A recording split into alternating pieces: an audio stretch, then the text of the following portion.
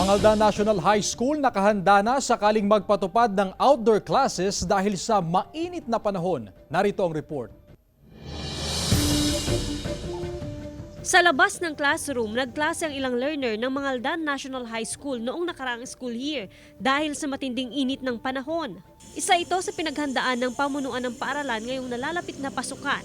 Sa ngayon, inaayos na ang learner's kiosk na magagamit bilang outdoor learning site sakaling tumindi pa ang heat index dahil sa epekto ng nararanasang El Nino.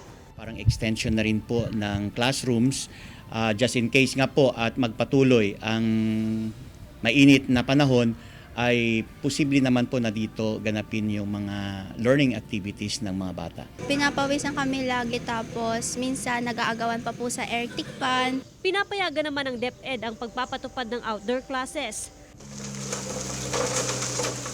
Samantala, tinatabunan na ng lupa ang mga binabahang bahagi ng paaralan.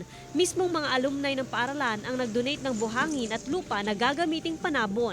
Ito ay preparasyon na rin po sa posibleng pamugaran ng lamok, lalong-lalo na tag-ulan na po, kaya pinapatabunan po natin.